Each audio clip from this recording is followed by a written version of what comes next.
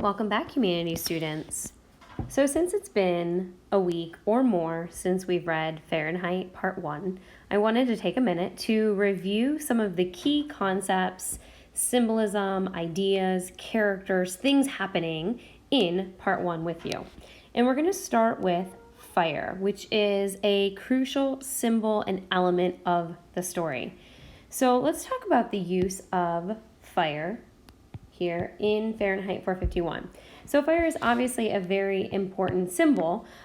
We can tell this just from the title, right? It's the temperature at which paper burns. And we can tell from the first couple pages that fire is a linchpin. It is the most central idea in the story because this is a story about a society that burns books. And Bradbury is really tapping into the very rich symbolism associated with this concept of fire. And he knows this when he is doing it. So fire has a wide array of symbolic meanings, and they're both positive and negative. So let's start with the positive associations, the positive symbolism with fire. Fire is often symbolic of the divine or heavenly, purity, and regeneration. So one of the best examples of this that immediately comes to my mind that a lot of us often think about is Greek mythology and the story of Prometheus.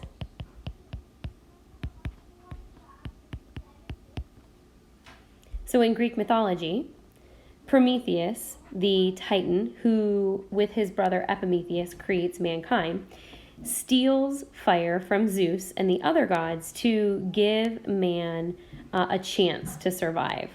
And so it's something that comes from the divine realm and is given to mankind.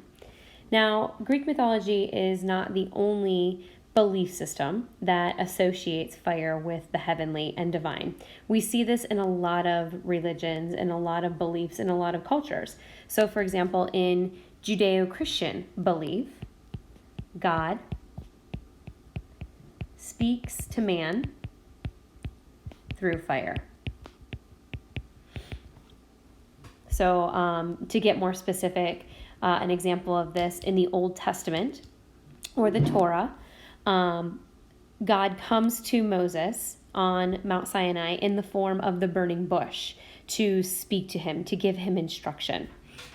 We also see this idea of fire being associated with the divine and the heavenly in lots of other cultures. So one other example is Agni from Hinduism. So in Hindu belief, Agni is the god of fire, and he is a messenger god. He is a god who is associated with sacrifice. He serves as the mouth of the gods, and as such, often is seen as a go-between from the heavenly realm to the earthly realm. So we see here this commonality emerging in all of these different cultures, all these different belief systems around this concept of fire, that fire is the thing that links man to the divine realm.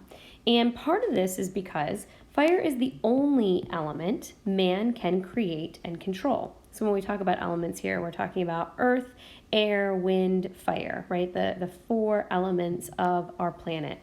Man can push air around, man can dig up earth, he can use earth to build, but man can't create those things. Fire, and especially think about ancient man, fire seemed to come from nothing, and man was able to spark it, to create it on his own, and to control it on his own. Early man could not create or control water. Especially, when you think about early man trying to navigate the oceans or the seas, early man trying to deal with hurricanes and gale force winds. These are things that were beyond man's control. But fire, man could create from nothing and with care use and control.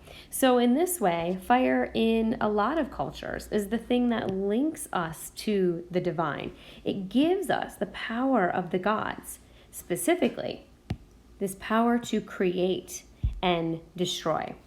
However, fire is not always good, right? So when we talk about create and destroy, we see that fire also has negative associations.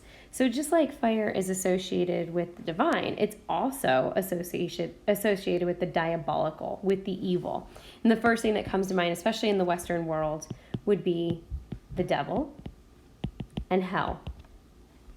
And there's a lot of different belief systems that associate punishment, hell, this divine retribution, with fire, not just Christianity. We also see it in Islam. We see it in different versions of Hinduism, that there are parts of reincarnation where the soul is tormented in flames. So fire can have a very negative symbolism too, because it is associated with destruction and chaos. So ultimately, fire symbolizes destruction and preservation. And this is really clear when you think about how we use fire. So we use fire to get rid of something, to destroy something, but we also use fire to cook our food and warm our homes. So it's used to both destroy, but also to create and preserve. And Bradbury takes this really rich, complex symbol and uses it as the main anchor in his text. Specifically, he uses it to explore Montague's journey in the story. So in the beginning of the story, Montague only sees the destructive side of fire. And this is really clear from the first couple pages of the text, right? The opening sentence, it was a pleasure to burn. He enjoys destroying. He only sees the destructive side. And then in that same opening scene, he is bringing down the tatters and charcoal ruins of history. So he's not just burning here. Bradbury's making it really clear. He's not just burning. He is destroying. He's bringing down the ruins of history. And he's not just destroying books. He's trying to show us here that he's destroying more than just books, that by burning these books, he's destroying history. He's destroying memory. He's destroying culture. And his attitude towards this is the fierce grin, right? He says to Clarice when he first meets her, "It's fine work. Monday, burn Millay. Wednesday, Whitman. Friday, Faulkner. Burn the ashes, then burn the ashes. That's our official slogan." So he's talking here about these authors, and he repeats over and over, burn, right? Monday, burn Millay. Wednesday, burn them to ashes and burn the ashes. So everything to him is about destroying. Burn them to ashes and then burn the ashes. Complete destruction here. And Montague is just following what everyone does. That's our official slogan. He does it because that's what he's told to do. He believes it because that's what he's been told to believe. And he sees this as just fine work. He doesn't really think any deeper or any further about it. He is like everyone else. He is sadistic and hellish. His eyes all orange flame with the fierce grin that never went away. We see here at the opening of the story that fire really only symbolizes destruction. And that's all Montague understands and sees in fire. So Montague is like everyone else. He is unthinking and destructive. And Bradbury makes this clear that he is a symbolic character, that he's like everyone else in the society through his name.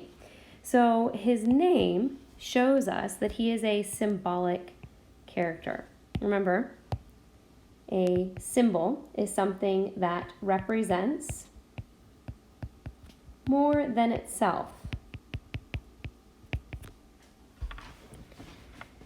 So he symbolizes others in society. He is like everyone else in this society at first. And we can tell this because of his first name. He is named guy. And when we think guy, we think obviously like lowercase g guy, like any guy. He is everyone and anyone in the society. He's not really an individual. When he first meets Clarice, he just gives their official slogan. He doesn't stop to think for himself. He is like everyone else in the society, doing exactly what he's told, just blindly and passively conforming. But after meeting Clarice, he starts to undergo a rebirth. And he comes to see books differently, maybe even start to appreciate them. And after he meets Clarice, he suddenly realizes on page 30, and we'll go and look at that in just a minute, that he looks like every other fireman. He's starting to understand that he's not an individual. He is like everyone else. He is just like any other guy in this society. And that's where his last name comes in. So Bradbury, very thoughtful with names in the novel, names him Montag. Montag means Monday in German. When we think about Monday, we think about the start of a new week, right? We think new beginnings. And Montag also, at the time, was the name of a paper company. So Montag here, his name is symbolic. He's like everyone else in this society at first, any other guy or person in the society at first. But he undergoes a rebirth. He has a new beginning because of certain events in the story. And he comes to think about books and see books differently. So let's go take a look at that passage on page 30, because it really shows us how, as the story progresses, so does Montag's relationship to fire. And he starts to question burning and the firemen. And all of this makes him a dynamic character. So remember, a dynamic character is one who undergoes change, who is transformed in some way. So Montag undergoes this transformation, starts to think differently after he meets Clarice. So on page 30, he's at the firehouse and he looks up. Montag looked at these men whose faces were sunburnt by 1,000 real and 10,000 imaginary fires. Pay attention to how often Bradbury uses fire imagery in this passage. So I'm going to go through and highlight it here in this red color. Sunburnt, imaginary fires, whose work flushed their cheeks and fevered their eyes. Flushed and fevered, we associate that with fire. These men who looked steadily at their platinum igniter flames as they lit their eternal burning black pipes. They and their charcoal hair and soot-colored brows and bluish ash-smeared cheeks, where they had shaven close, but their heritage showed. Montag started up, his mouth opened. Had he ever seen a fireman who didn't have black hair, black brows, a fiery face, and blue steel shave but unshaved look? These men were all mirror images of himself. Were all firemen picked, then, for their looks as well as their proclivities? So Montag's getting it here. He's realizing here that he is like everyone else in this society. He is like any other fireman.